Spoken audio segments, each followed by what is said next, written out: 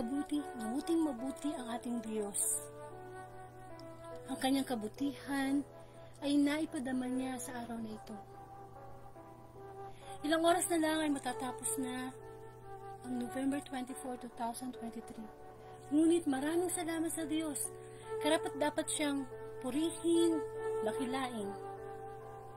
Salamat sa Panginoon sa desire na ibinibigay niya sa bawat isa upang hanapin ang pagkaing spiritual na napakahalaga sa bawat araw. Muli, sama-sama po tayong manalangin, magnilay. Hayaan natin ang Diyos sa oras na ito ay magbinhi ng kanyang mabuting balita. Ito ang kailangan natin sa panahon na ito. Sa kabila ng napakaraming problema, masamang balita, ang mabuting balita ng Panginoon ang siyang magbibigay ng pag-asa sa atin. Sa ngalan ng Ama at ng Anak ng Espiritu Santo. Amen. Ang Diyos ay mabuti sa lahat ng panahon. Sa oras na ito, ang online piging na ipinagkakaloob niya sa ating mga makasalanan, sapagkat alam niyang tayo gutom na gutom sa kanyang mga salita. Ngunit bago tayo magpatuloy, tayo humingi ng kapatawaran sa ating Ama. Napakarami nating naisip, sabi, na ikilo sa mga nakalipas na oras, nakapagdulot ng sakit sa kanyang damdamin. Ama, ang iyong abang lingkod ay lumalapit at humihingi ng paglilinis. Ano man ang aking nagawang hindi kalugod-lugod sa iyo, tawarin mo po ako, O Lord, at linisin mo po ako ang buong pagkatao, ang aking espiritu, ang aking kaluluwa. Naniniwala ako na gumagamit ka ng mga tao upang sa ganon ay daluyan mo ng iyong mensahe. Lord, hindi ako karapat-dapat sapagkat ako'y makasalanan, pero maraming salamat, Panginoon, sapagkat ginagamit mo ang iyong abang lingkod na willing magpagamit sa iyo upang maging daluyan ng mensahe sa bawat isa. Sapagkat kahit ako ang nagsasalita, ako'y nakikinig at nakipag-connect sa Espiritu. Give me the wisdom, discernment, the fruit of the Holy Spirit, the humility to praise your name. Ikaw ang bida sa Facebook live na ito, Lord. Salamat na live mong ipinapapadama ang presensya ng iyong banal na Espiritu. Ngayon din ang aking dalangin sa mga makakarinig.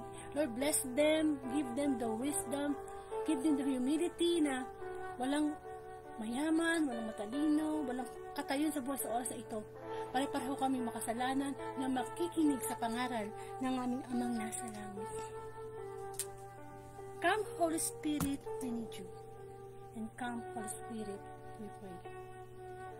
Ang lahat ng tinadalain ko po sa iyo, Ama, sa pangalan ng Anak, kaysa ng Espiritu Santo. Amen. Bigyan po natin ng parangal ang mabuting balita.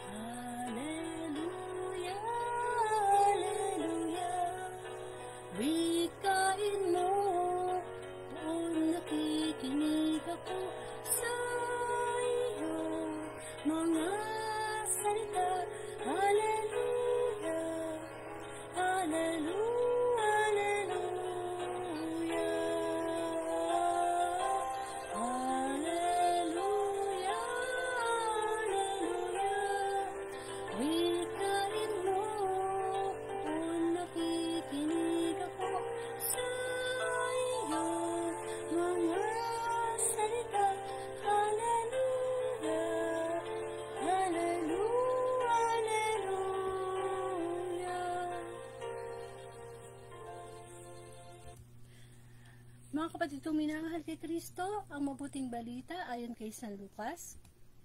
Papuri sa iyo, Panginoon. Ang paglilinis ng templo. Pumasok si Jesus sa templo at kanyang ipinagtabuyan ang mga nagtitinda. Sinabi niya sa mga ito, nasusulat, ang aking bahay ay tatawaging bahay dalanginan. Ngunit ginawa ninyong pugad ng mga magnanakaw. Araw-araw, Si Jesus ay nagtuturo sa loob ng templo. Pinagsikapan ng mga punong saserdote, ng mga eskriba, ng mga pangunahin ng bayan na siya ipapatay. Subalit wala silang makitang paraan upang maisagawa ito, sapagkat taimtim na nakikinig sa kanya ang buong bayan. Ang mabuting balita ng ating kaligtasan, pinupuri ka naming Panginoong Jesucristo. Sumayin niyo po ang kapayapaan, ang habag at ang pag-ibig ng Diyos. Welcome po sa Word of God Daily Gospel, kung saan ang layunin po ng online program na ito ay ipalaganap ang mabuting balita every day through social media, through Facebook Live. Amen. So muli, August 5, 2019 po tag-start. Salamat sa Diyos hanggang sa mga oras na ito ay ginagabayan tayo ng Panginoon upang ang program na ito ay gamitin niya bilang instrumento na makapag-reach out siya sa bawat tao, lalo na yung may mga Facebook. Amen. So, ako po si Sister Angelica Dorde at ako po isang Katoliko. And of course, sabi ko nga po, kapag tayo ay nakikinig sa mga ganitong online discussion, isipin po natin na ang Panginoon ang nangungusap po sa atin. Gagamit lang po siya ng tao. Amen? Of course, nakafocus tayo sa mensahe sapagkat ang mensahe ng Diyos ay sa bawat isa sa atin. Pagkain spiritual, napakahalaga. Meron tayong pagkain pisikal. So, ang tao ay binubuo ng katawan, espiritu, at kaluluwa. So, sa mga oras na ito, bagamat pagod tayo, pare-pareho pisikal, mula umaga hanggang ngayong mga oras na ito, punta naman tayo sa ating espiritu, ating kaluluwa na mas mahalaga kaysa sa katawang lupa.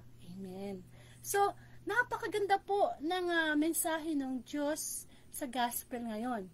Muli, maraming salamat Panginoon. Ngayon po ay November 24, 2023. At Friday Gospel po ang ating pagninilayan sa tulong po ng Panginoon. Ito ay tungkol sa ang paglilinis ng templo. Ang pagbasa ay mula kay San Lucas, chapter 19, verses 45 to 48.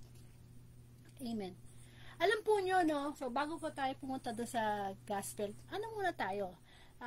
Bigay muna tayo ng halimbawa. Sa inyo po bang bahay? Kamusta po ba ang ayos?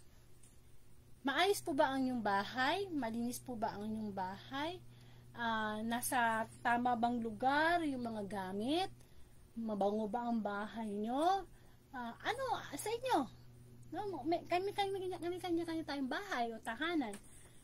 Kasi sa bahay po, minsan doon makikita natin kung anong uri ng pamumuhay ang nakatira doon.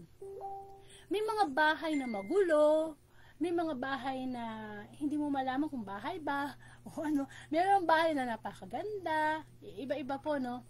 Pero ang point po is, malinis po ba yung ating tinitirhan? Nakakapagwalis ba? Nakakapaghugas ba ng plato? Nakakapaglaba ba? Basta naayos po ba yung bahay? At napakaganda ng paggising mo sa umaga ay maayos yung tahanan. Amen. Sabi nga, cleanliness is next to godliness. Amen. Bakit ko po nabanggit ito? O bakit ko po masasabi na nabanggit ko yung bahay? Doon muna tayo sa bahay kasi sa pagninilay po ng salita ng Panginoon, kailangan muna na yung physical aspect. Ganun po na tayo spiritual. Kasi ganun po yung ginagawa ng Panginoong Jesus. Bago niya i-feed yung spiritual message niya, hindi ba sa kanyang paghayo dito sa mundo nung nagkatawang tao siya, di ba nagpapagaling siya ng mga may sakit? Yung mga bulag nakakakita, yung mga bingi nakakarinig. So, physical healing muna. Yung nakikita ng mata. At alam naman po natin na kapag nakikita natin ng isang may sakit, ay gumaling, di ba na-amaze tayo? Sasabihin natin is a miracle. But after that, ang talagang main purpose ni Jesus Christ is yung kanyang spiritual message. Which is, hindi lang niya pinagaling yung physical eyes ng bulag, kundi ang gusto ng Panginoon, makakita yung bulag spiritually. Yung spiritual na mata niya na nabubulag sa kasalanan, yun ang mas gusto ng Diyos na mas pinapagaling. Sagat ituturing nating greatest miracle ng Diyos, ay isang taong makasalanan ay nagbalik loob sa Kanya, gumaling sa pamamagitan ng salita ng Panginoon. Amen.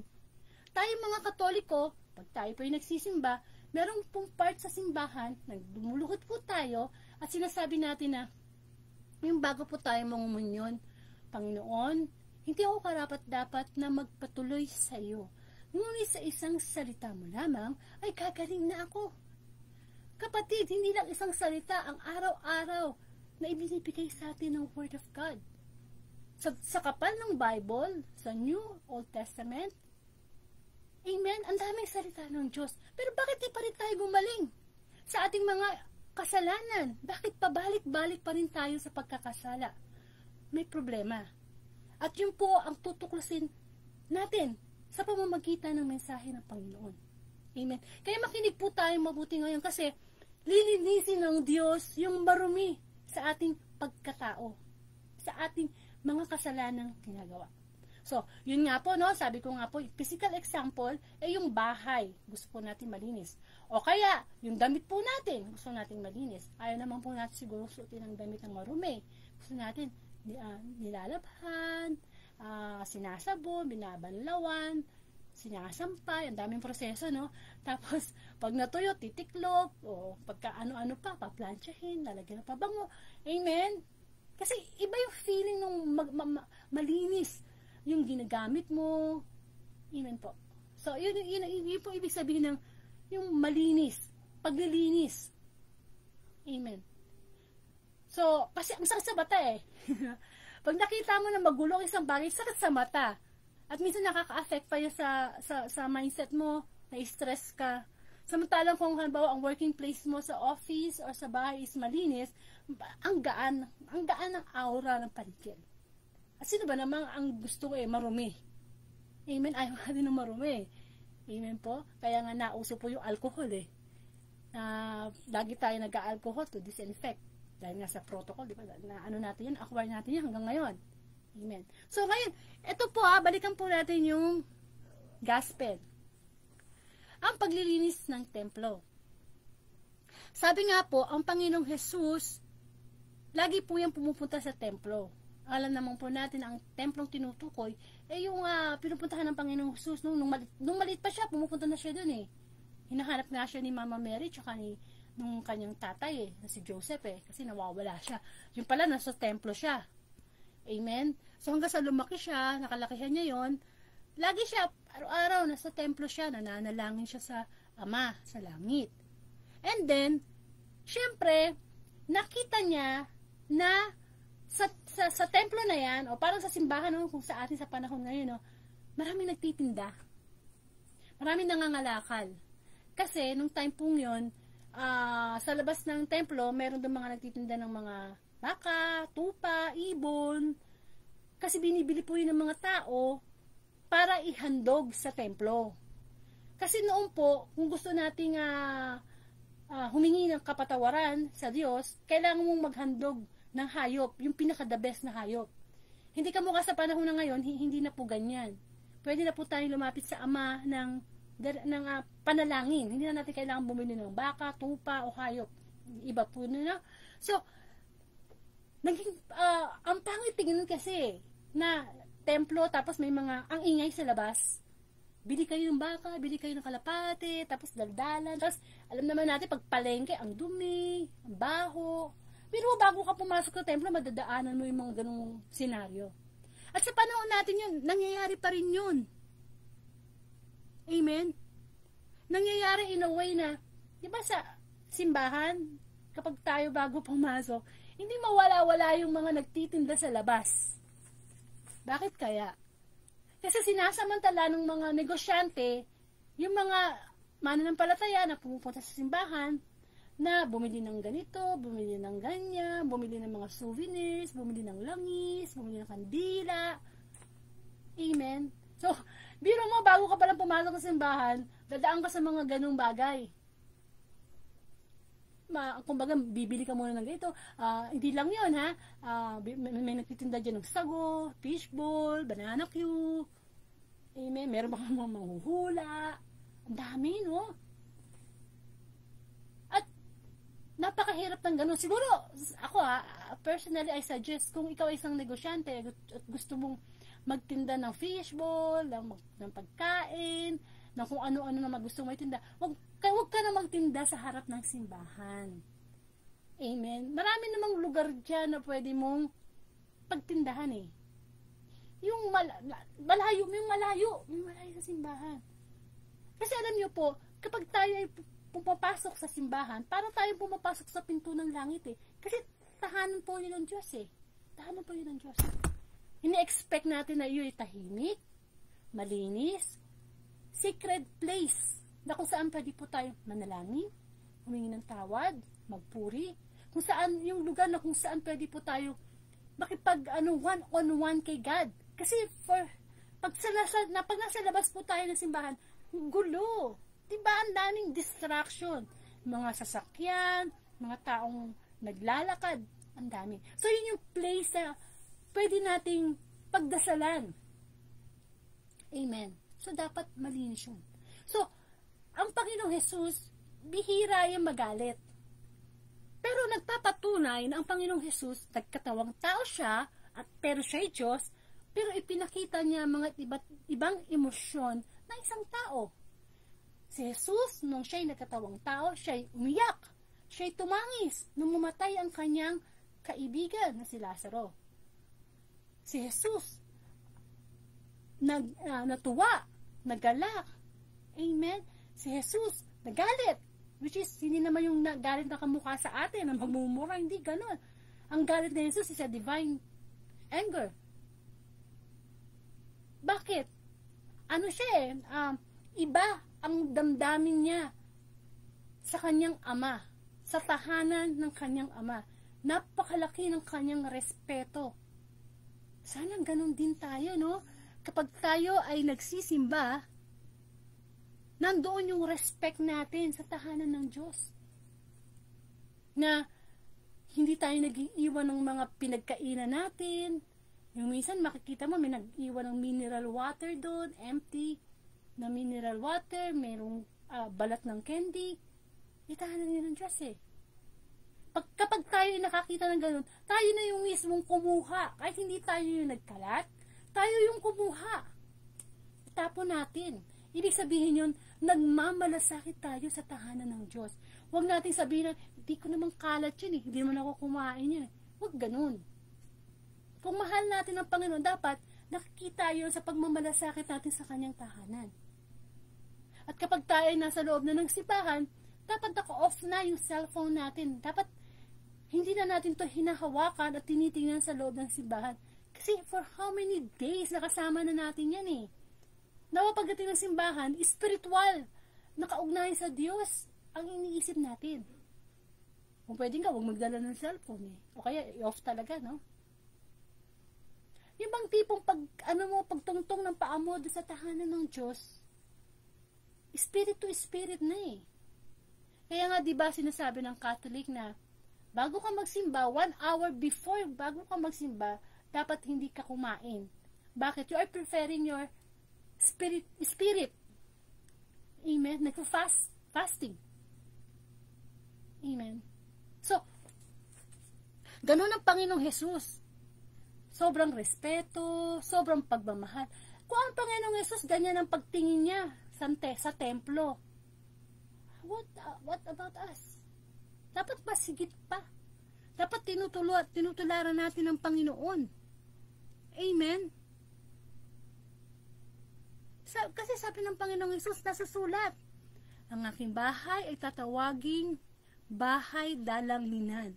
So, malinaw na ang tahanan ng Diyos, ang simbahan ay bahay dalanginan. Hindi siya bahay aliwan, hindi siya bahayan, bahay dalanginan. Pag sinabing dalanginan, nandoon ang presensya ng Diyos. Pero anong sabi ng Panginoon? Ngunit ginawa niyong pugad ng mga magnanakaw. Amen. Imbis na papasok na may peace of mind, may presence ni God. Hindi ka pa nakakapasok sa simbahan, ang dami ng interruption sa'yo. Papasok ka sa pinto ng simbahan, sabi, bili po kayo ng ganito, bili po kayo ng ganyan. Amen. So, nadidistract tayo. Kaya kinakailangan na sa atin mismo mga tao, alam natin yung purpose. Bakit tayo nagsisimba tuwing linggo? O pwede pa nga everyday kasi meron naman talagang misa everyday sa simbahan, alas 6 ng umaga. Amen. In a spiritual way, yung tinatawag ditong templo, yun nga, yung simbahan na pinupuntahan natin. Amen. So, marami pa yun, 3 klaseng templo yan.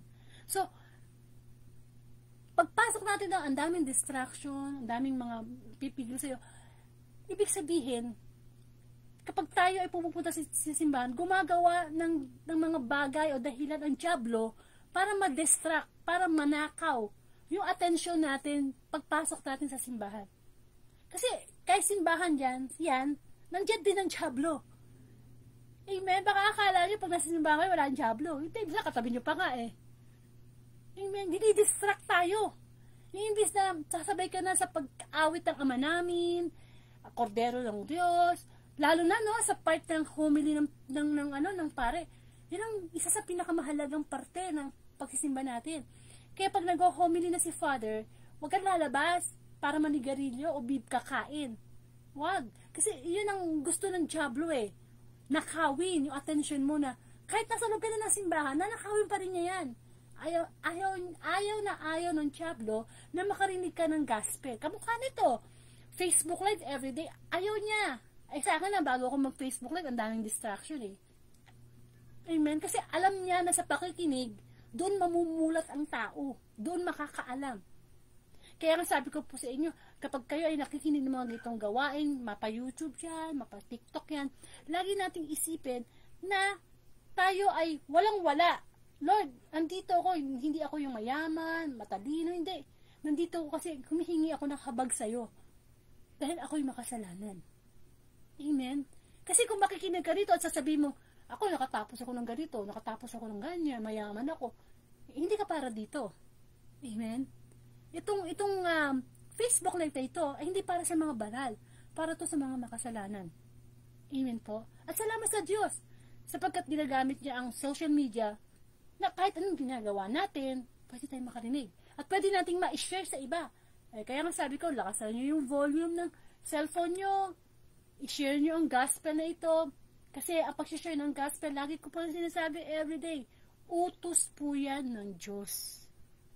Kasi, kitang-kita po natin, ang Panginoong Jesus, wala siyang ginawa sa buhay niya, kundi mangaral, mag-share ng gospel. Kakahiya naman, di ba, kung tayo hindi natin na ginagawa. Samantalang pindot na lang. Pwede natin i-share sa ating group chat, sa ating timeline. Huwag natin ikahiya ang mabuting balita. Sapagkat pag kinahiya natin ito, ikahihiya din tayo ng ating Panginoong Jesus sa harap ng ating Ama. Amen.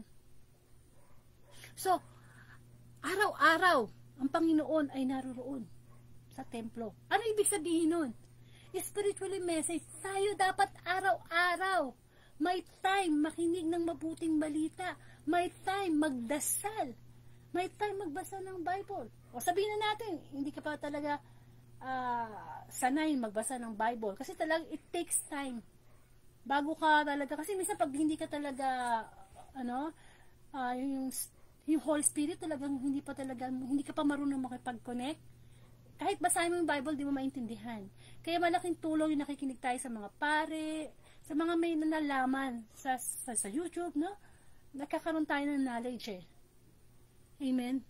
Pero sabi nga, kamukha ng Panginoong Jesus, hindi siya nakalimot kahit isang araw, no? How many years ba siya nagstay dito bilang tao? More than 30 years?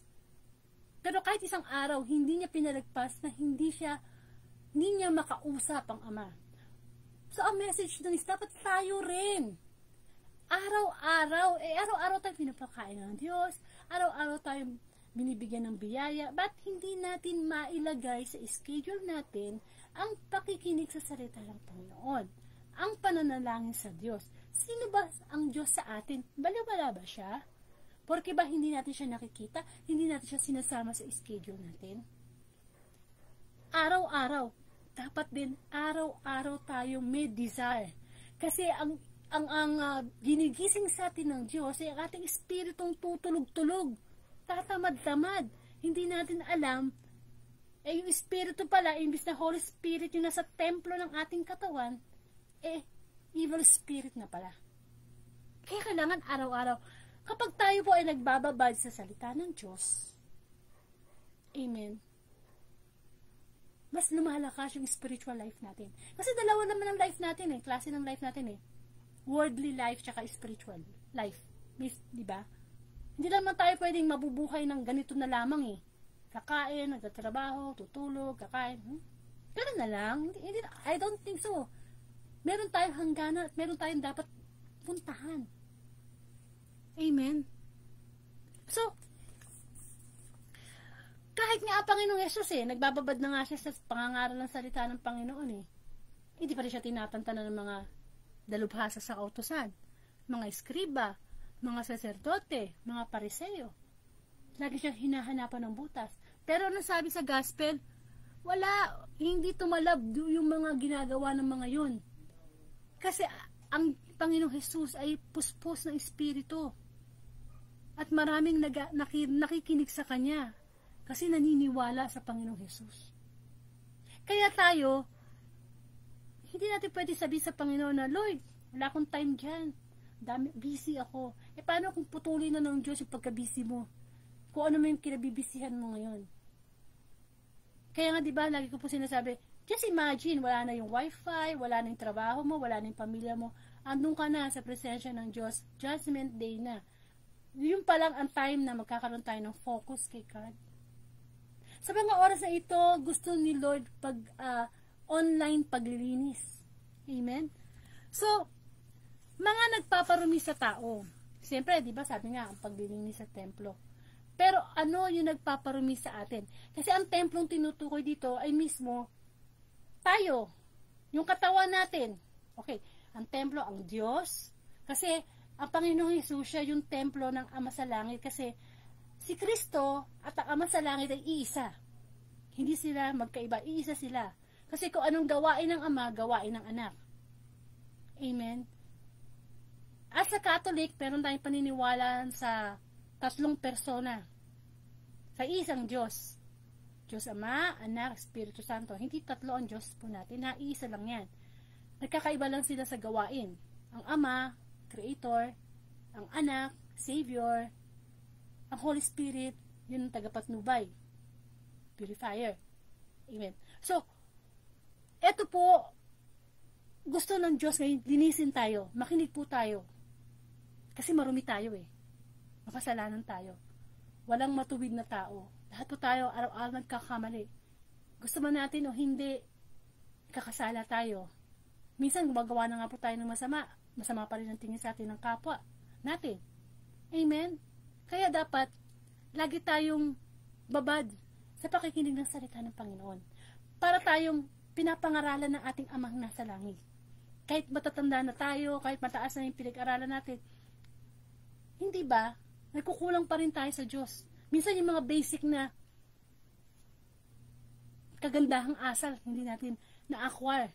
Kaya kailangan natin ng Panginoon. Hindi po ba? Tingnan niyo yung kahoy. Yung kahoy, kapirasong kahoy, ibabad mo sa tubig ng matagal. Sabihin na natin isang araw. So, babad na babad yung kahoy sa tubig, no? Tanggalin mo yun. Yung kahoy sa tubig. Ng ilang araw. Di syempre, kahit papano, matutuyo yun. Pwedeng lagyan ng gaas at masisindihan. Mag-apoy. Ano ba ibig sabihin nun? Kapag ang kahoy ay babad sa tubig, hindi mo siya basta-basta masisindihan ng apoy. Kasi nasa tubig siya, babad Gayon din tayo, dapat babad din tayo sa salita ng Panginoon. Para hindi tayo kaya ng Diablo. Actually, hindi naman talaga tayo kaya ng Diablo Kasi ang Diablo ay talo na. Tayo mismo, tayo ang nagpaparumi, tayo ang pumipili ng karumihan ng ating sarili. Kasi dahil sa ating free will, na ginagamit natin for our own selfishness, pagiging greedy. Amen. So una, ano yung nagpaparumi sa atin, nagdudulot sa atin ng kasalanan? At kailangan nating iwasan para tayo luminis yung templo. Because our body is the temple of the Holy Spirit. Tandaan natin, ang bawat parte ng ating katawan ay hindi atin. Pinahiram lang to sa atin ng Diyos. Dinayaran to ni Kristo ng kanyang dugo. Mahal ang pinambayad ni Kristo. Buhay niya. Priceless. Pagkatapos, anong ginagawa natin sa bawat parte ng ating katawan? Amen. Anong gusto ng dyablo? Nakawin, patayin. Yung katawan na yan, ang parte ng bawat katawan natin yan. Sabi nga po sa Mateo, ang sino mang tumingin ng may mahalay sa isang babae ay nagkakasala na.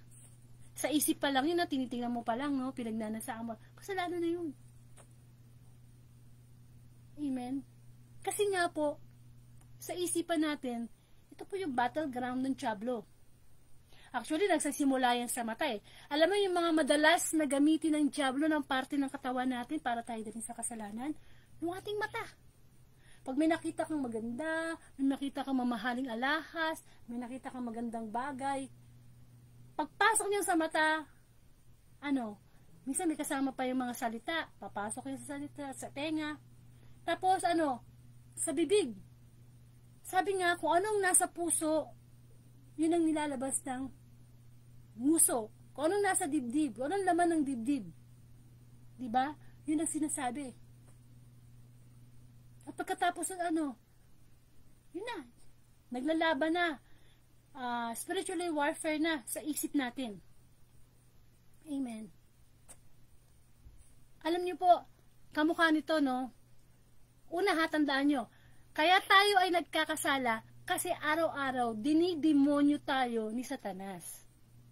Yan ang una nating iisipin. Yung giyera sa Israel, physical na giyera lang yan. Pero tayo, lahat, walang exemption, bata matanda, tayo ay nasa spiritual warfare o digmaang spiritual na kung saan ang demonyo laging nandyan, hindi mo lang nakikita, pero humahanap lang siya ng perfect timing para tayo ay oferan ng tukso. Yung tukso, hanggat hindi mo pa pinapatulan, hindi pa po yung kasalanan. Pero once na pinatulan na natin yan, tayo po ay nahuhulog sa pagkakasala. Which is, tuwang-tuwa naman yung demonyo. Yung demonyong talunan na. Kasi tayo yung nagbibigay ng opportunity sa kanya para pasukin tayo. Amen? Ang demonyo, alam niyo kung bakit? Yung demonyo na yan na yung kontrabida ng una pa. Sa panahon pa lang ni Eva at Adan, andyan na ang demonyo. Amen? At ang target ng demonyo? Tuksuin tayo. Tsikahin tayo. Imarites tayo. Tingnan mo si Eva. Hindi ba? Sinabi na nga bawal kainin ang bunga, ang pinagbabawal na bunga. Nakapagtsikahan pa siya sa ahas eh. Hindi. Sabi ng Diyos, ganito, ganyan. Sabi naman ng demonyo, hindi. Kasi, hindi. Magiging mas matalino ka pa sa Diyos. Minsan ganun po tayo eh. Kaya tayo nadedemonyo eh. Imbis na umiwas tayo, ini-entertain natin yung temptation. Amen?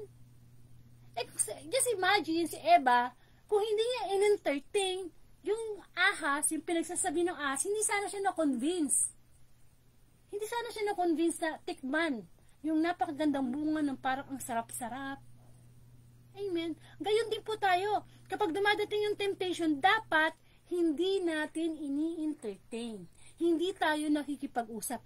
Alam niyo po ba kung anong sagot dyan sa nagpaparumi sa atin na hindi para luminis naman yung ating templo ng ating paglalagyan ng Holy Spirit? Since a demonyo 24 hours 365 days nandyan, ang pwede nating ipanlaban dyan ay alam nyo, prayer, pananalangin. Try mo. Alam ng demonyo kung saan kanya tutuksuhin, kung saan ka mahina. At ikaw, mismo ako, alam natin ang mga kahinaan natin bilang isang tao. Kaya nga dinidemonyo eh. Kapag nandyan na yung panunukso ng demonyo, ang panagot niya, ang panlaban dyan, dasal. Halimbawa yung tipong galit na galit ka na, yung parang tipong papatay ka ng tao, dahil naisahan ka, nasaktan ka, nanakawang ka. Yun, pag-entertain nyo ng thoughts ng demonyo, dapat nagdadasal na po tayo. Amen. At ano yung pinaka-the best na pwedeng prayer? Ama namin. Kasi minsan pagkagalit ka na hindi mo na alam kung ano yung sasabihin mo. Eh. Kung minsan nga, hindi mo naman planong sabihin, nasasabi mo. Alam niyo minsan, kahit gaano katalino ang isang tao, kahit gaano siya ka-professional, kapag galit siya, nawawala yung pagiging pinag-aralan niya. Kasi nga, yung thoughts ng sin eh. Yung demonyo eh. Kaya nga di ba namin sinasabi, kala nyo, mga nasasapian ng demonyo, yung mga yung lumalaki yung boses, ano ba yun, yung sa hangin, lumulutang sa hangin, yung nanglilisik ang mata, hindi. Tingnan mo, pag nagalit lang yung kapwa, di ba nanlilisik yung mata niya? Di ba, may iba yung boses niya, lumalaki, sumisigaw, nagmumura, sinasapian siya ng demonyo. Amen? Kaya dapat marunong tayong kumontra sa kalaban natin. Sapagkat ang demonyong ito ay parang leon na nag-aabang lamang ng timing para tayo ay lapain. Amen. Gusto niya kasi yung pinakasagad na unti-unti lang, sige hanggang madala kita dito sa teritoryo ko, maging kampon kita. At pagka gumagawa tayo ng kasalanan, nawawala yung Holy Spirit sa atin na regalo ng Diyos. Ang buhay ng Panginoong Jesus, regalo ng Diyos. Ang banal na Espiritu, regalo ng Panginoong Jesucristo. Patnubay natin. Na kahit nasa langit na ang Panginoong Jesus, iniwanan pa tayo ng patnubay. Grabe naman pagmamahal ni Kristo sa atin. At ang mga bunga ng banal na Espiritu, dapat nakikita sa atin ng pag-ibig. The love, the joy, the peace, the self-control. Ay, naku, dyan tayo kulang. The self-control. Ang pagpipigil sa sarili, ano po yan? Bunga yan ng banal na Espiritu. Kaya kung di po tayo marunong magpigil sa sarili, wala yung Holy Spirit sa atin. Kaya yung demonyo, yan ang dapat nating linisin sa tulong ng Diyos. Demonyo, no? Lagyan lang sa isip. Yan pala, araw-araw dapat ang problemahin ko, no? Kung paano ko lilinisin yung demonyo na lumalapit sa akin. Di ba, minsan, yung demonyo, ginagamit yung tao, yung asawa mo, yung anak mo. Ay, huwag ka magagalit doon sa asawa mo at saka sa anak mo kasi ginagamit nga eh. Diba? Ginagamit ng demonyo para galitin ka, ganito, ganyan, ganyan. Kaya nga sabi nga, tayo mahal, lahat ng ang mga makasalanan, mahal tayo ng Diyos. Ang ayaw niya, yung kasalanang nananahan sa atin. Kasi kung hindi mahal ng Diyos ang mga makasalanan, ay hindi na ibinigay ng Ama ang kanyang anak. At saka hanggang ngayon hindi na tayo buhay. Ginunaw na ng Diyos ang mundo kung hindi pa tayo mahal. Hindi. Pagpapatunay na patuloy tayo minamahal ang Diyos. Nakikiuso ang Diyos sa technology. Amen. So, prayer. Pag feeling mo, natutukso ka, Ama namin, sumasalangit ka, tatakot ang diablo niya, lalayuan ka. Pag feeling mo, gusto mong kumain ng pinagbabawal na baboy na meron ka na nga high blood, yung pang, Ama namin, sumasalangit ka. Minsan hindi enough yung sabi mong, ayokong kainin, yung baboy na yan, in Jesus' name. Minsan hindi enough yun eh. But say the prayer of our Father. Or, yung Aba Ginoong Maria. Isa pa yan sa mapakapangyarihang dasal. Aba Ginoong Maria, napupuno ka ng grasya, ang Panginoong Diyos ay sumasayo. Alam naman siguro natin yan, no? Kahit sabihin pa natin paulit-ulit, naisip ko tuloy yung paulit-ulit na yan. Sinasabi ng ibang sekta, bakit kayo mga Katoliko, paulit-ulit kayo nananalangin? Di ba sabi sa Bible, wag paulit-ulit ang pananalangin? Kapatid, yun nga sinasabi ko sa inyo, huwag niyong ililiteral ang pagbabasa ng Bible. Kamukha lang ibinabato sa atin lagi na idol, marami daw tayong Diyos-Diyosan. Di ba? Hindi ba masamang paulit-ulitin ang Ama namin? Ibig sabihin nun, nabibless ka. Patuloy mo, Actually, pag tayo ay nagdadasal, ibig sabihin nun, yung nilalaman ng prayer natin, pagpupuri sa Diyos. Kung 10 beses mong dasalin yung Ama namin, 10 beses ka nagpuri sa Diyos. Amen. At ang dasal nga, kapag kinakanta, mas malakas ang power ng pagpupuri sa Diyos.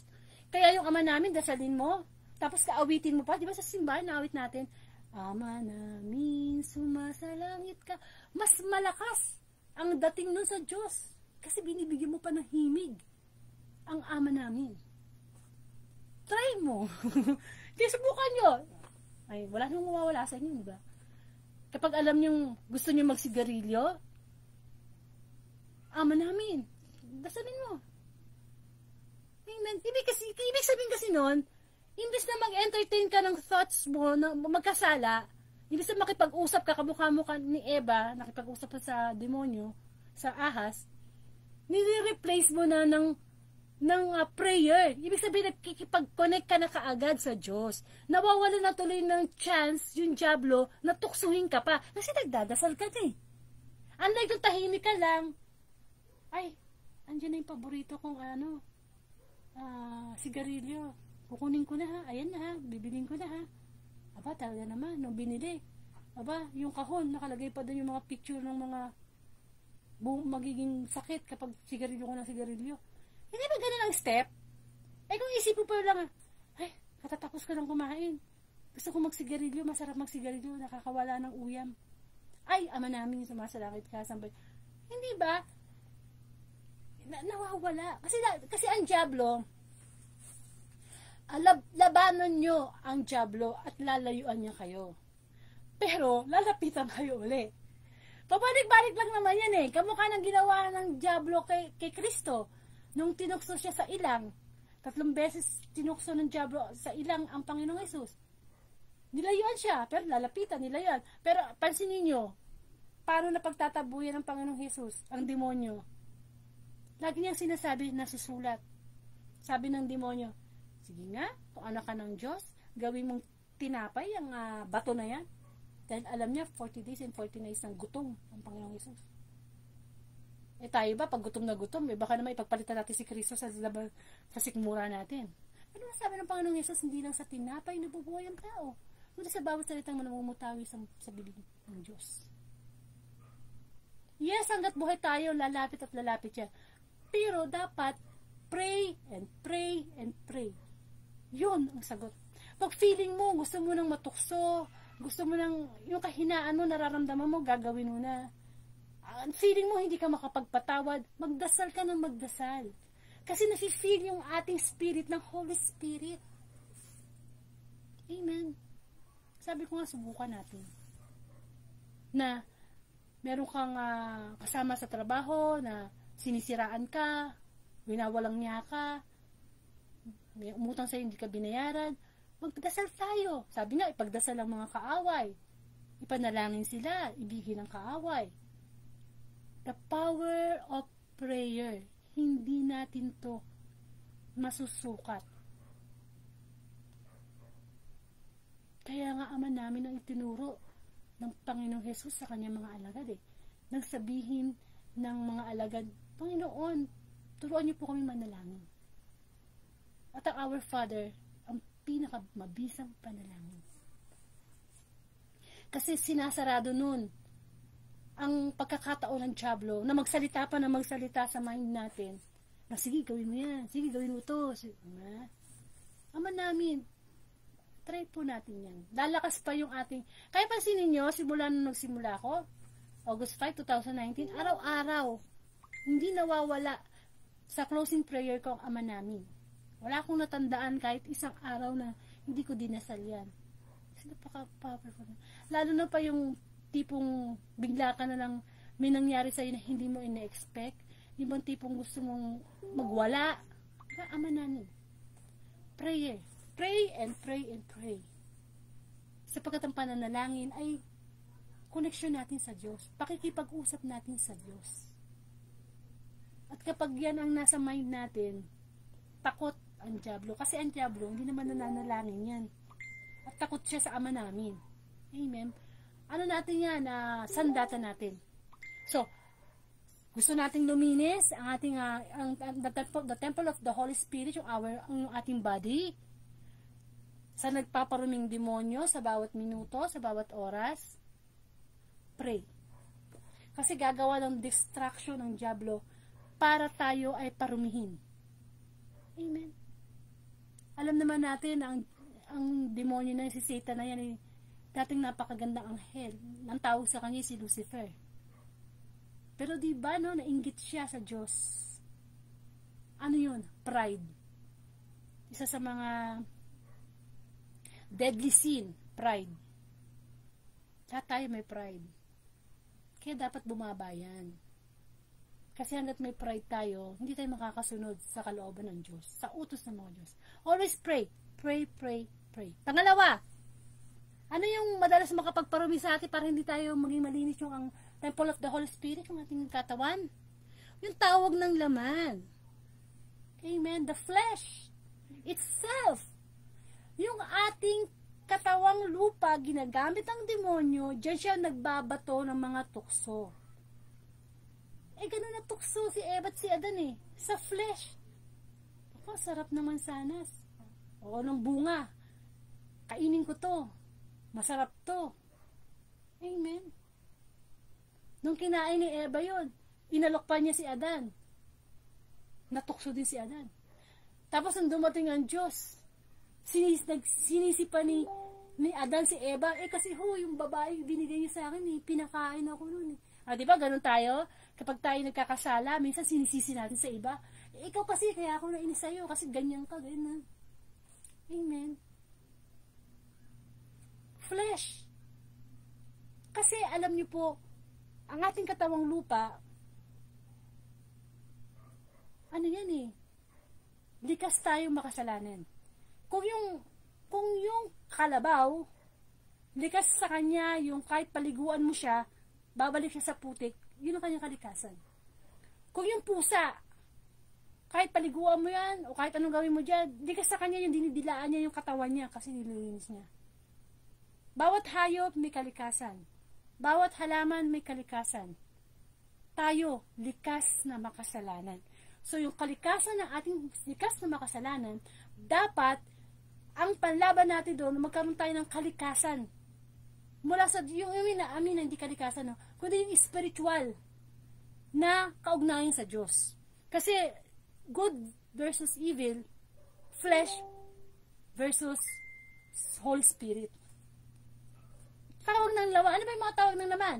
Pangangalunya, paglalasing, yung paggalit, yung mga inggit, yung mga masasamang ugali, tawag ng laman yan. Yung mga masasamang pagkain na kinakain natin, tawag ng laman yan. Nung panahon naman ng lolo't lola natin, wala yung mga pagkain sobrang alat, sobrang puro artificial. Pero ngayon, di ba, ang sarap? Ang sarap kumain ng mga junk food. Tawag ng laman.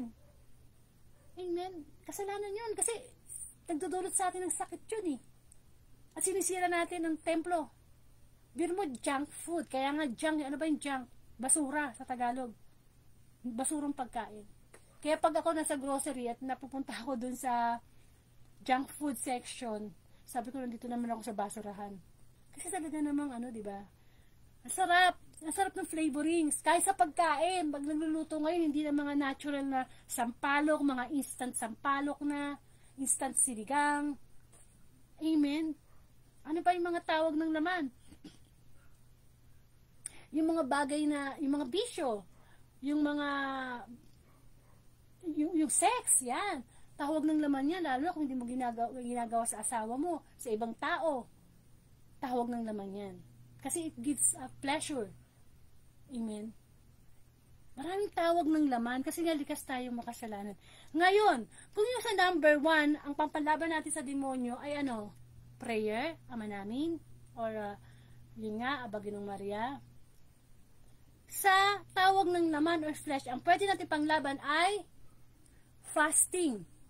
Kailangan natin mag-fasting, hindi lang mahal na araw. Kasi narinig natin yung fasting na yan, tuwing mahal na araw lang, hindi. Dapat everyday nag-fasting tayo. We should have spiritual discipline. Regular spiritual discipline. Kailangan may disiplina tayo spiritually.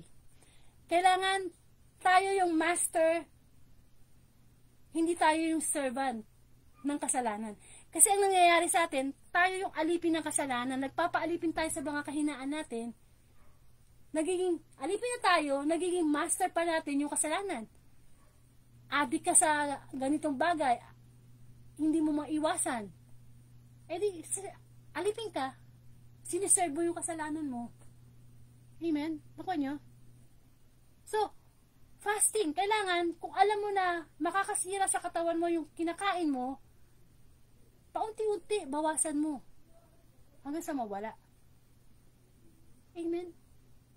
Kung sa palagay mo, nagkaroon ka ng diabetes dahil ang dami mong matamis na kinakain, hindi naman biglaan pero paunti-unti mag-fast ka.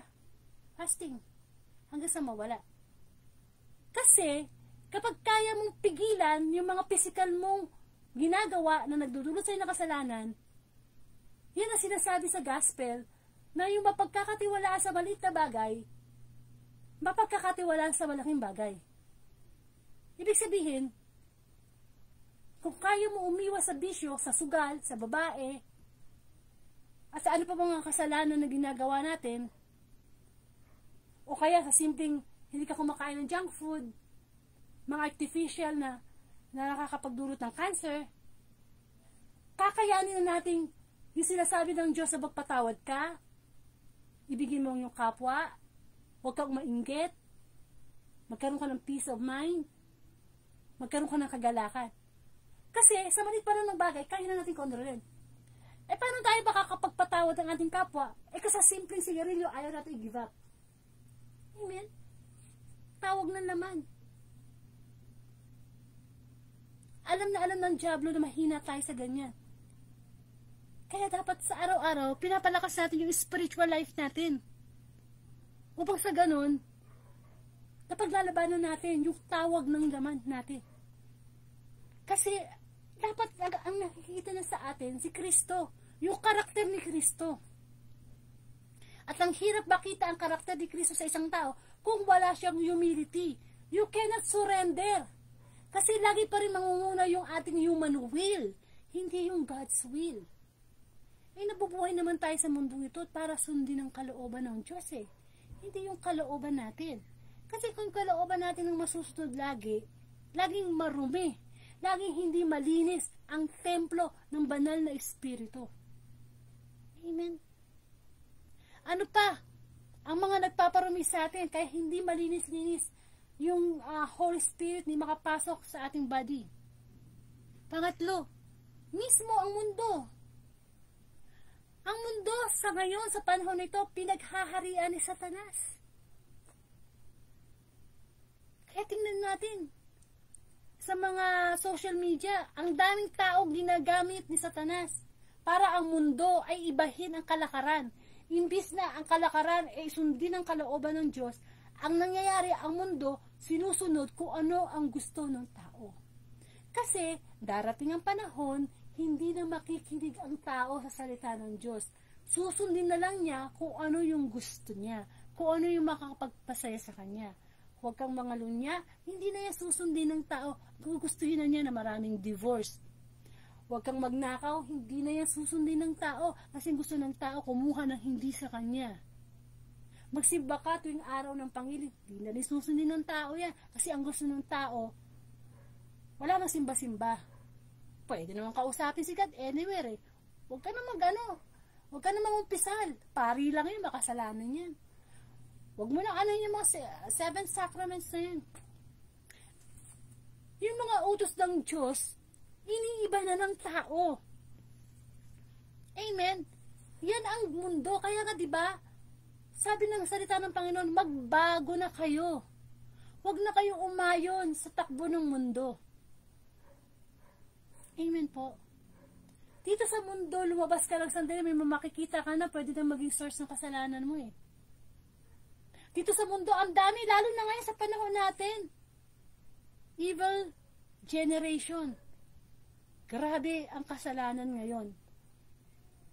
Kung ginunaw ng Diyos ang mundo sa panahon ni Noah, dahil sa sobrang kasalanan ng mga tao, iba ang mga kasalanan ng tao ngayon. Puro puro makasarili.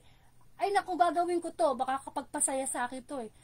Lagi nating tatanungin, yung ginagawa ba natin sa buhay natin, yung decision ba natin, natutuwa ba ang Diyos? Nabibigyan ba natin siya ng karangalan? Kasi binigyan niya tayo ng chance na mabuhay itong November 24 na to eh. Nakagawa ba tayo ng pagtulong sa ating kapwa?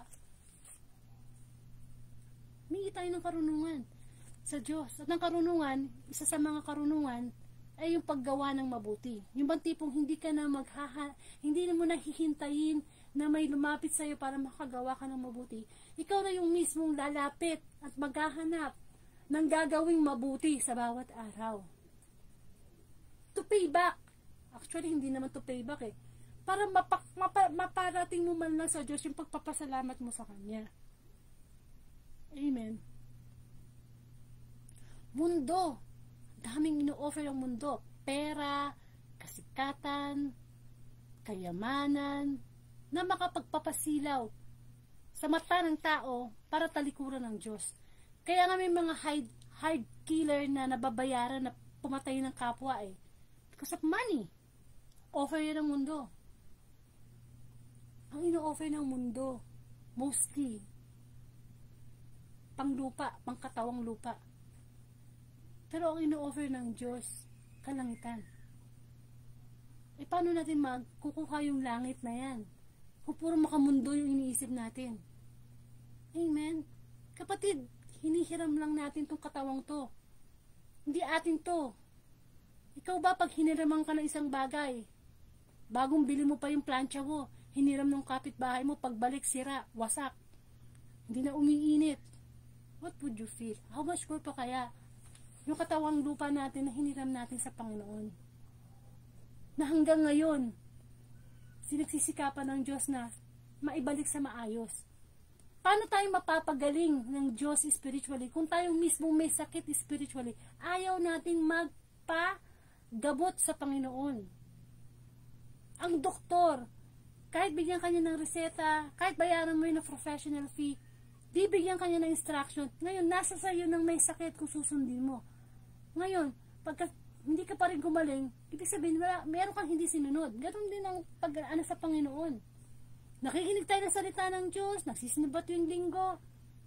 Pero gumagaling ba tayo? O pabalik-balik tayo sa kasalanan? Amen. Malapit na ang Christ the King. Kung mapapansin nyo, ang mga gospel ng mga nakaraan, puro paghahanda sa muling pagbabalik ng Panginoon. Paghahanda, paglilinis.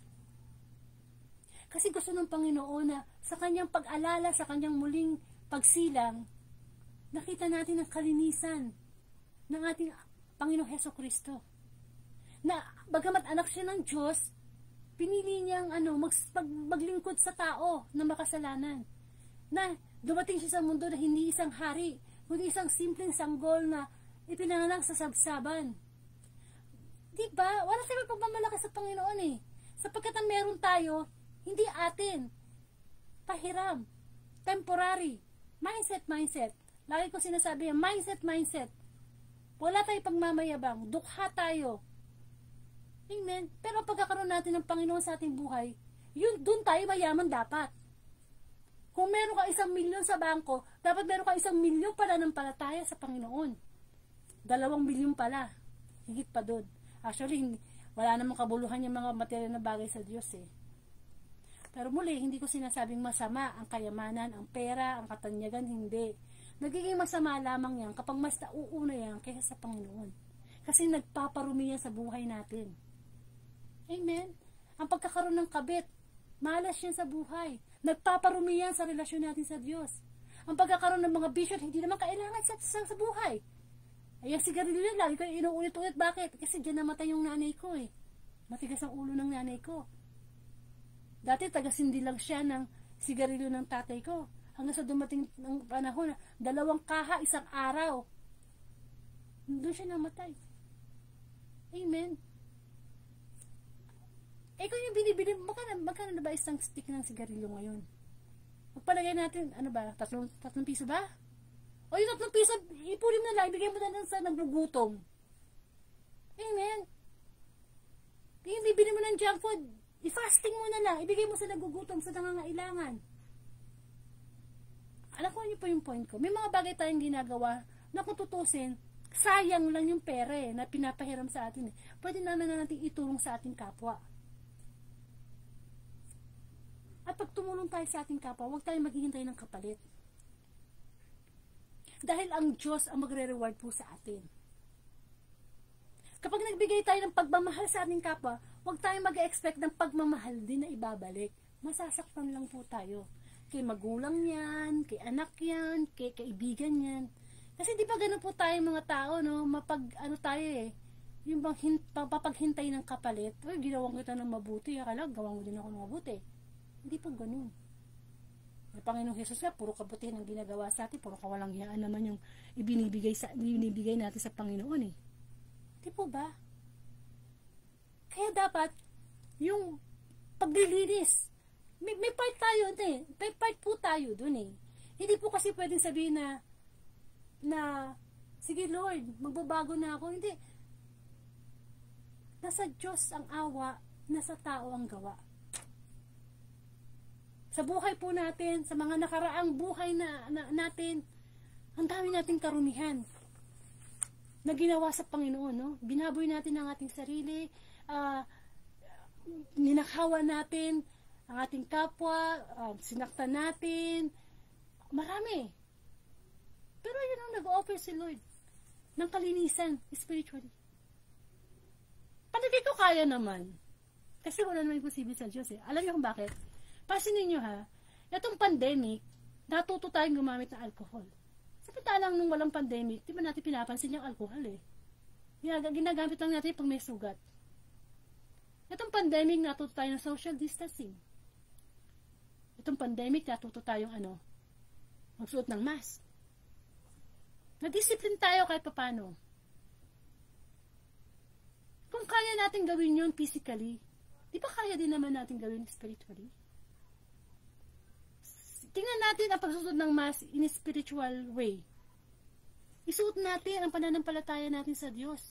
I-cover up natin yung ating buong pagkatao ng banal na Espiritu Santo. Na yung mata lang, spiritual eyes lang natin nang nakikita ang Diyos. Pati natin i-turn yung alcohol into a spiritual alcohol. Na kung saan ang banal na Espiritu na nililinis tayo. Na lagi tayong, alam mo yung nakasakod yung kamay natin sa Espiritu Santo na maglilinis po ako para hindi po ako magkasala sa tulong nyo. Kasi alcohol tayo na alcohol eh. Ang linis natin sa katawang panglabas pero sa loob ang dumi. Eh parang yung sinasabi ng Panginoong Hesus sa mga Pariseo na para kayong mga nicho na ang puputi nyo sa labas. Pero sa loob puno kayo ng kabulukan, kalansay. Amen. Ganun tayong tao, no? Minsan may mga taong balidosa na ang linis-linis sa katawan. Pero ang ugali, napakadumi. Amen.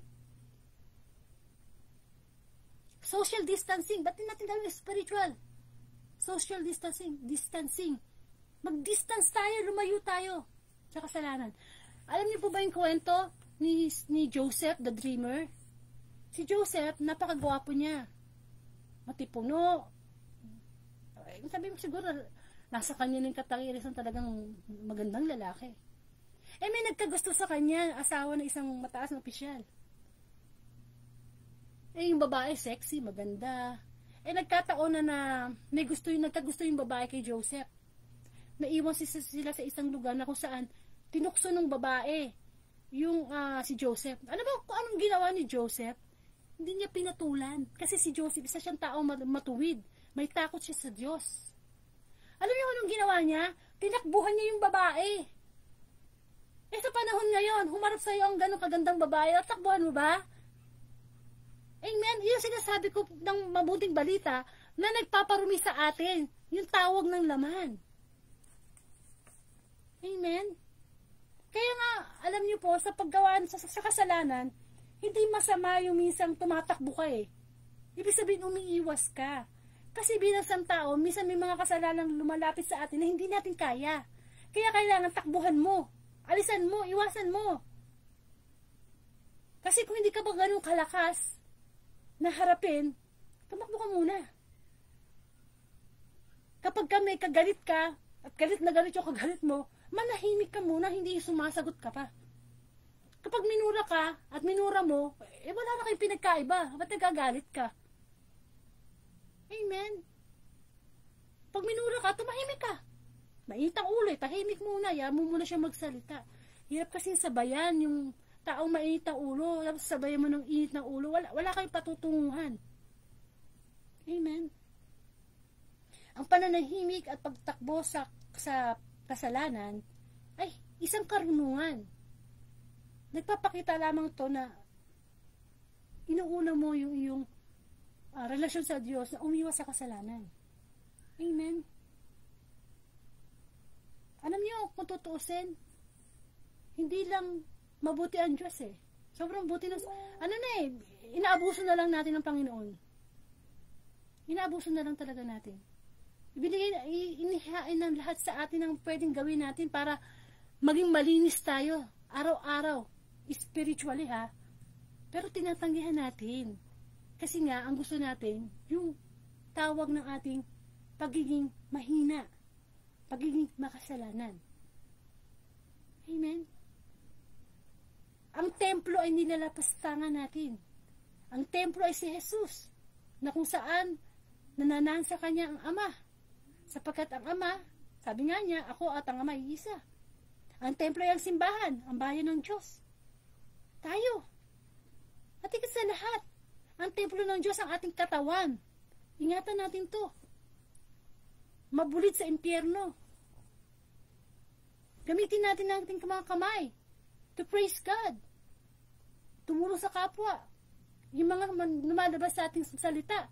Pagpupuri sa Panginoon, di pagmumura at panlalait sa kapwa. Pambubulyaw. Gamitin nating tenga para makinig sa mga salita ng Diyos, hindi sa mga chismis. Amen. Bawat parte ng katawan natin, ang ating paa. Amen. To glorify God. Kasi, biyaya sa atin ng Panginoon eh. Ng ating buhay.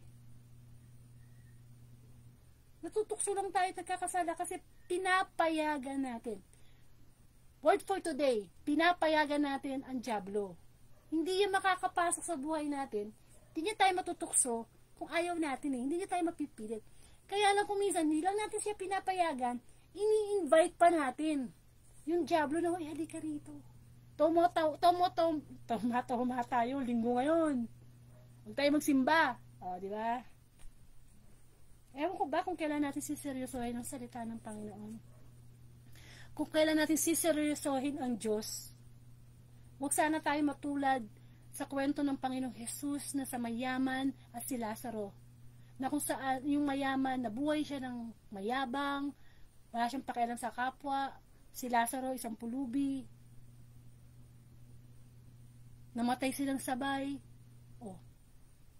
Ano ngayon ang reklamo ng mayaman? Nakikiusap siya ngayon na kung pwede, may magsabi sa kanya mga kapatid na, "Huy, tumigil na kayo sa mga ginagawa niyo masama. Kasi totoo impyerno." Ganun pa ba ang gusto nating sitwasyon? Yung merong patay sa pamilya natin na muling babalik sa atin sasabihin, "Huy, tama na yan. Totoo impyerno, magbago ka na. Ako, hindi na ako makapagbago, patay na ako eh. Ikaw pwede pa." Amen.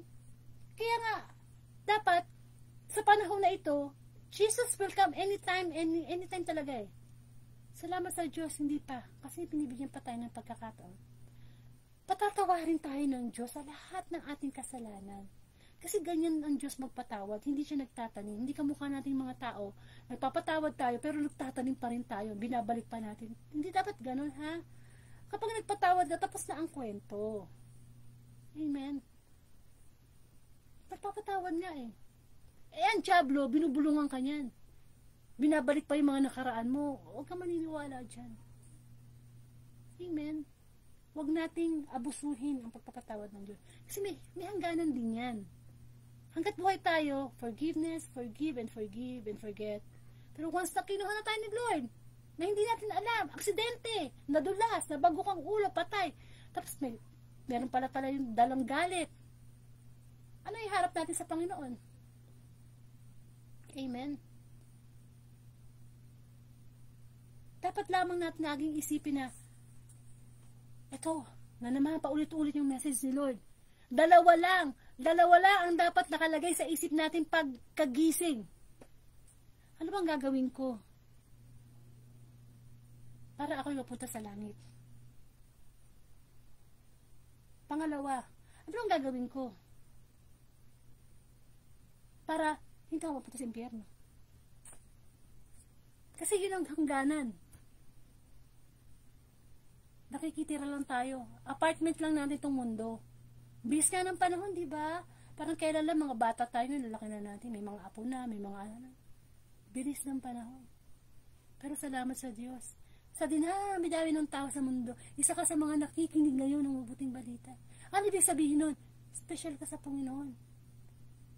Hanggang ngayon, marami pa rin tao na inaaksaya ang oras sa mga walang kakwentang-kwentang bagay.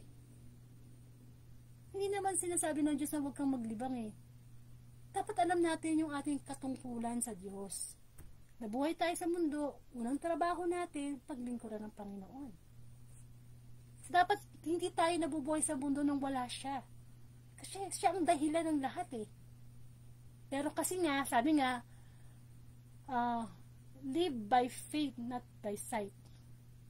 Kung patuloy tayo mabubuhay sa mga bagay na nakikita lang at hindi sa pananampalataya, tayo na yung pinakakawawang tao sa mundo. Pero kung nabubuhay tayo, yung nakikita natin yung utos ng Diyos, sinusunod natin ang utos ng Diyos, may direksyon yung kaluluwa natin. Amen. Wala nang magmamahal sa atin ng totoo, kundi ang Diyos. Makinig ang may pandinig. Pag sinasabi ng Panginoong Jesus yan sa kanyang mga kwento, ibig sabihin ng importante yung message. Makinig ang may pandinig. Mahal tayo ng Diyos. Mahal tayo. Ang ayaw lang ng Diyos yung kasalanang ginagawa niya. Kaya nga may gospel pinapaalalahanan tayo. Ang tanong, sa sobrang pagmamahal sa atin ng Diyos, na ibabalik ba natin yung sa Kanya? Kung mahal mo ang asawa mo, ang anak mo, dapat higit nating mahal ang Diyos na pinagmulan ng anak, pinagmulan ng asawa, yung mga properties mo, yung pinag-aralan mo, higit pa doon. Makikita natin ang mga bagay na hindi nakikita ng ordinaryong tao kapag tayo ay may mahigpit na o malalim ng relasyon sa Panginoon. Yung ating mga karumihan, yung paglilinis sa templo sa atin, mararamdaman natin yan. Kapag talagang hook na tayo, alam mo yung hook, trap na tayo, ayaw na, may chance tayong kumawala sa Diyos, pero ayaw na natin eh. Ayaw ko nang mawala sa presensya mo, Panginoon. Alam naman natin yan eh, yung, di ba, may mga bagay minsan ayaw mo mawala sa buhay mo. Ano ba yun? Yung internet, yung wifi, mga kabataan ha. Ano ba yung bagay na ayaw mong mawala sa buhay mo na malulungkot ka ng husto? Di how much more pa kaya kung ang Diyos ang mawala? Di po ba? Kailangan lang talaga nating maging sigurista sa buhay natin ngayon. Kasi nagtatrabaho ang dyablo.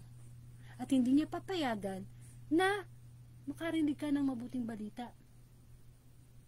E di sige, nood ka na lang ng news, puro bad news. Puro pinatay, tinapchap, taas ng gasolina. Amen.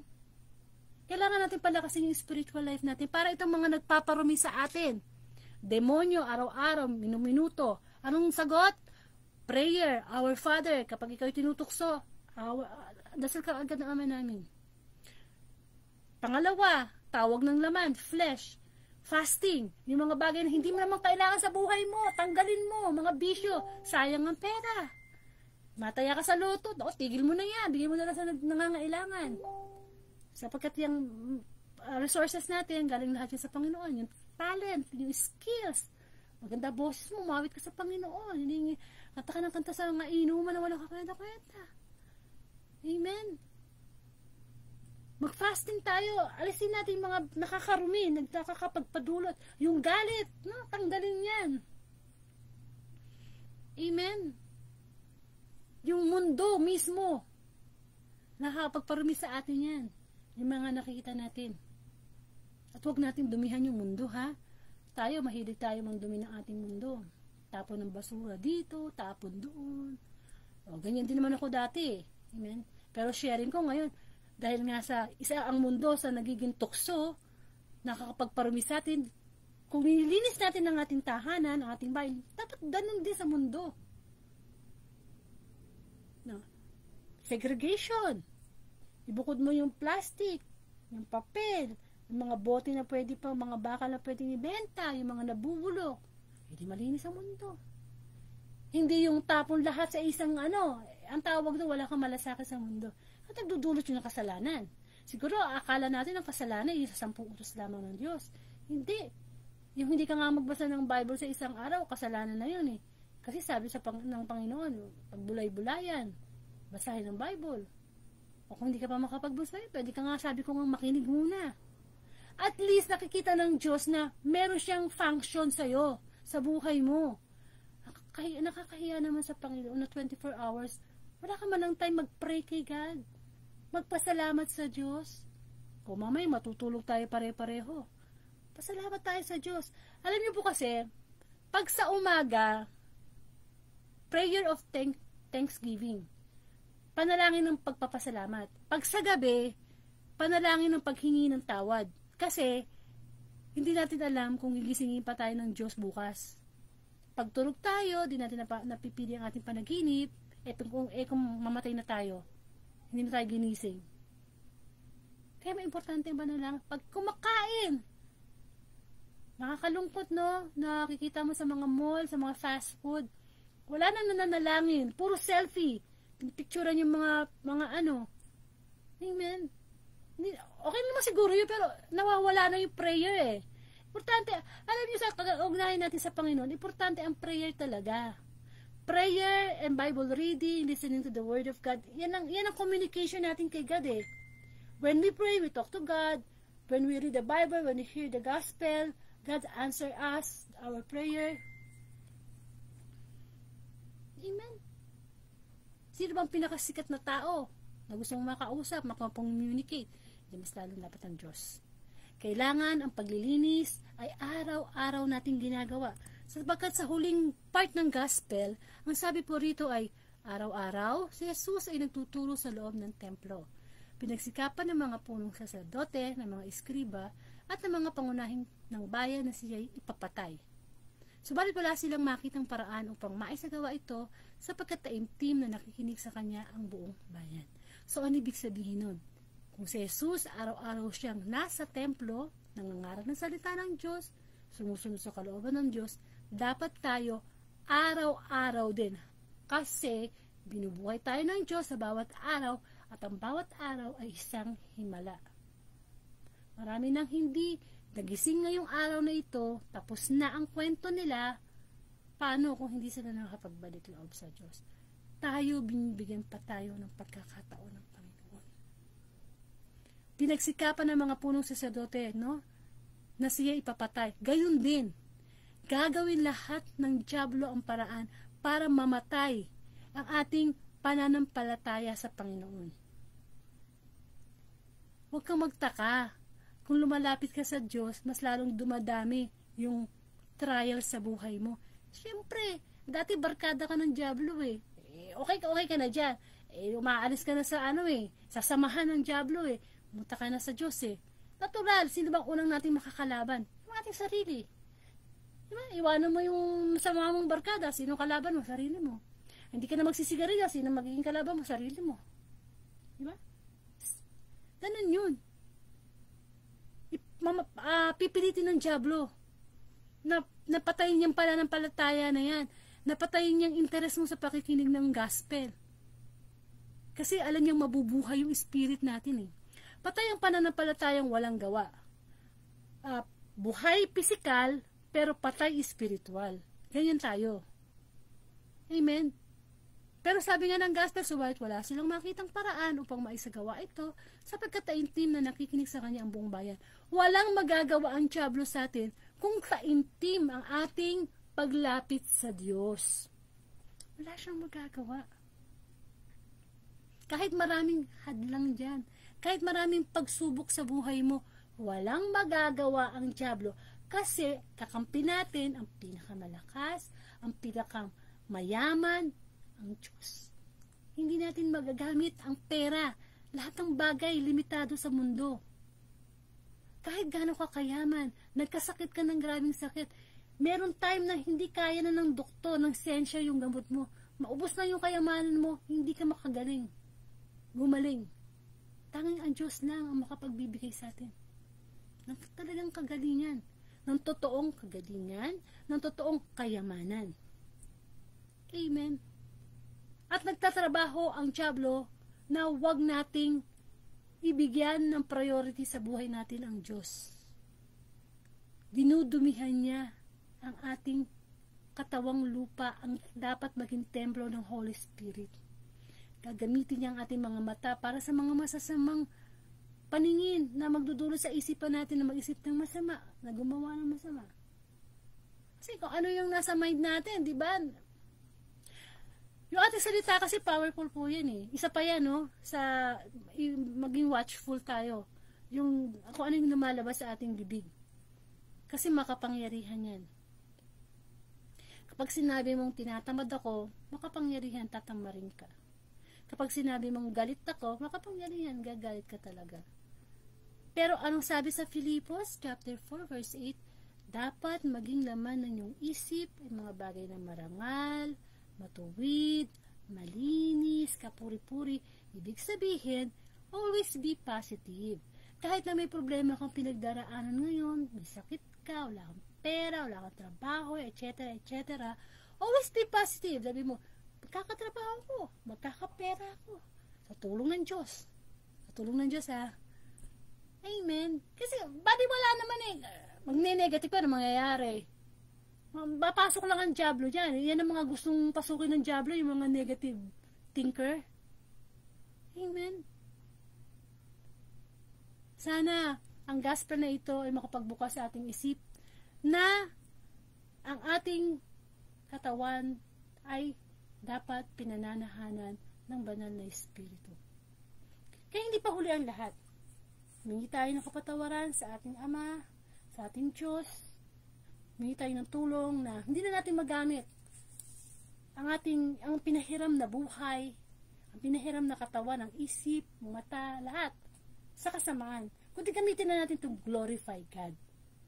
At kapag naging malinis yan sa tulong ng Diyos, ay naku po, gagaan ang buhay nyo. Ibang tipong isang katerba yung problema mo, pero nakangiti ka pa rin. Yung isang, marami ka na dapat problemahin, susuko ka na sana, pero nakukuha mo pang magmahal ng kapwa, tumulong sa kapwa, and of course, yung self-control, madedevelop yan sa'yo. Magkakaroon ka ng self-discipline. Amen. Spiritual self-discipline. Kasi doon tayo kulang eh, sa disiplina, kaya tayo nagiging marumi. Hindi natin nalilinis sa tulong ng Panginoon. Laging sa tulong ng Diyos. Hindi natin kayang baguhin ang ating sarili ng tayo lang. Kailangan natin laging hingin ang tulong ng Panginoon. Amen.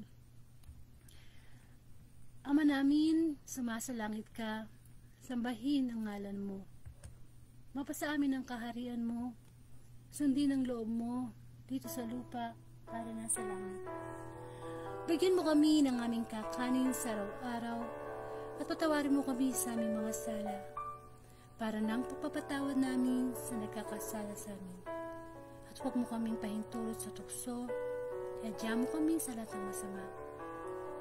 Ama, muli maraming salamat po sa iyong pagpapaalala sa amin na nagamit namin ang bawat parte ng aming katawan upang maging marumi kami sa iyong harapan. Tulungan mo kami, Panginoon, na panahanan ng banal na Espiritu upang mamubunga nito kamukha ng pag-ibig, kagalakan, ang papipigil sa sarili ay aming makamtan sa tulong mo po, Panginoon.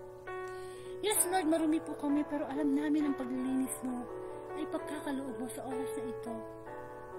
Isuko natin sa Panginoon natin ang lahat ng ating karumihan. Ang Diyos ay malinis at banal. natin na-expect ng Diyos na maging banal at malinis din tayo sa tulong niya. Napakabuti ng Panginoon. Napakabuti ng Diyos sa lahat ng panahon. Kapuri-puri siya at dapat-dapat ng karangal, sapagkat ang Diyos ay Diyos na buhay, Diyos na nagpapagaling, Diyos na nagbibigay ng kalinisan. Dalangin ko po, Panginoon, ang pamilya ni Brother Rene, Sister Telma, Brother Dudes, Sister Cecil, Sister Daisy, Sister Yana, ang pamilya ko, Panginoon, at lahat ng pamilya, Lord, marami pong karumihan sa aming pamilya. Linisin mo po kami at tulungan na gamitin mong instrumento upang ang karumihan namin ito ay mapalitan ng kalinis at kabanalan mo. Kaya din, Lord, dinadalangin ko po ang buong mundo, ang karumihan ng mundo. Linisin mo, Panginoon, ang mga dapat hipuin sa gobyerno upang sa ganun, Panginoon, ang aming mundo, ang aming bansa ay makasunod sa kalooban mo. Ano man ang pisikal na karamdaman natin ngayon, in Jesus' name, magpalinis tayo, magpagaling, lalo na mga espiritual na karamdaman na mayroon tayo. Salamat, Panginoon. Maraming salamat sa kalinisan, sa paglilinis, na kagalingan na iyong idinudulot sa bawat isa. I pray, O Lord, sa Facebook Live na ito na patuloy mong gamitin na daluyan ng iyong mabuting balita sa pagpapalaganap ng mabuting ng gospel, Lord. And Lord, hindi ako ng panalangin sa inyo na ako bigyan pa ng Diyos ng habang buhay, good health, wisdom, and humility to proclaim the word of God online. Ang lahat ng ito'y dalangin ko po sa iyo, Ama, sa pangalan ng Anak, kaysa ng Espiritu Santo. Amen.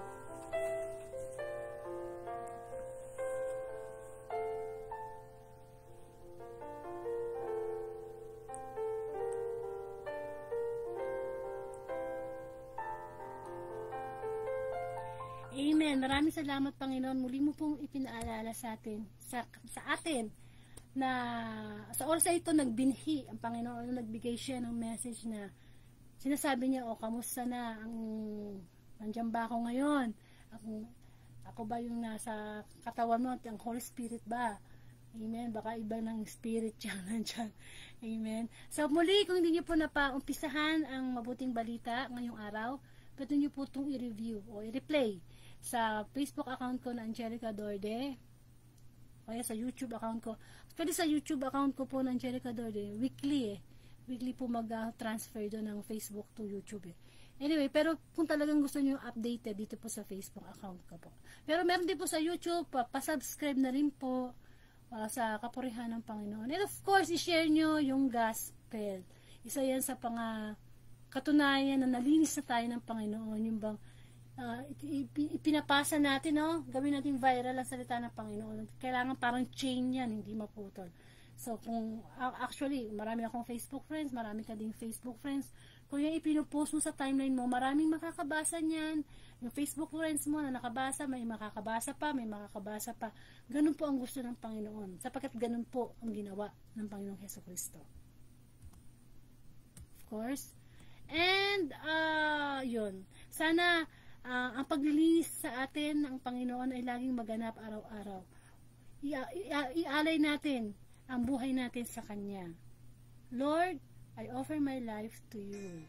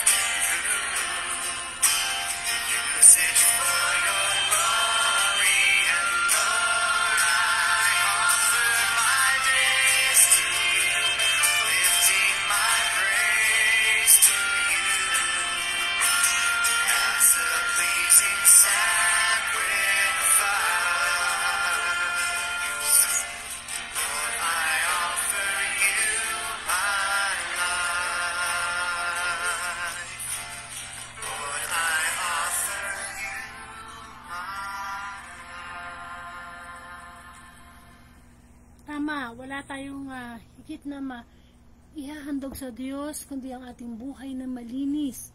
Malinis na pamumuhay sa tulong ng Panginoon. So bilang huling pamensahe ng Diyos sa atin, araw-araw tayo lumapit sa Diyos, tayo humingi ng kapatawaran, at upang sa ganon, laging maging malinis ang ating puso sa paggawa ng kabutihan at pagsakunod sa Diyos ng may pag-ibig sa Kanya. Muli, Great Commission, Mateo chapter 29 verse 19, kaya humayo kayo at gawin ninyong alagad ko ang lahat ng bansa. Bautismuhin niyo sila sa pangalan ng Ama at ng Anak at ng Espiritu Santo. Ibig sabihin lamang, ang Facebook Live na ito ay isa sa mga mission and vision ay ipalaganap ang mabuting balita. So magtulungan po tayo, i-share nyo sa timeline nyo, sa group chat nyo, upang sa ganon, yung kalinisan na mensahe ng Diyos ay mai-share natin sa iba. Maraming salamat po, and to God be the glory.